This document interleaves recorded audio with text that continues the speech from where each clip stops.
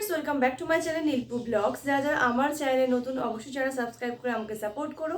আর যারা যারা আগে থেকেই চ্যানেলটা সাবস্ক্রাইব করে রেখেছো তাদের জন্য অসংখ্য ধন্যবাদ, আর আমার তরফ থেকে অনেক ভালোবাসা। তো আজকে চলে এসেছে একটা রিকোয়েস্টেড ভিডিও নিয়ে। তো রিকোয়েস্টেড ভিডিওটা হলো অরেঞ্জ পিল পাউডার মাস্কের একটা ভিডিও। তো এখন যে মাস্কটা আমি তৈরি করবো, এই ফার্স্ট টাইম আমি ট্রাই করবো, আর সেটাই তোমাদের সঙ্গে শেয়ার করছি। তো একটা বোল নিয়ে নিয়েছি, দিচ্ছি অরেঞ্জ পিল পাউডার, দিচ্ছি বেসন, দিচ্ছি টক দই, দিচ্ছি মুসুর ডাল বাটা। এটা আমি ভিজিয়ে বেটে রেখেছি।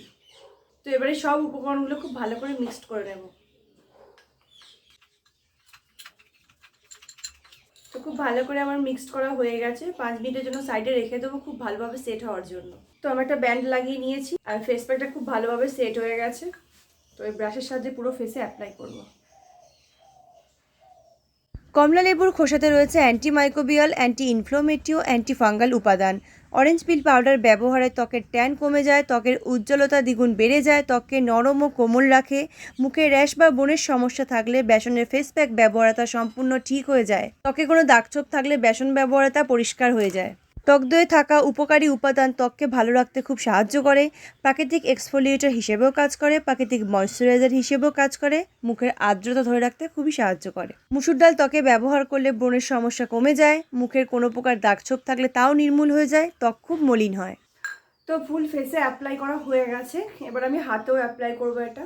তোমরা চাইলে গলাতেও অ্যাপ্লাই করতে পারো, আমি শুধু ফেসে আর হাতেই অ্যাপ্লাই করছি। তো হাতে অ্যাপ্লাই করা হয়ে গেছে, এবারে এই হাতটাও অ্যাপ্লাই করে নেব।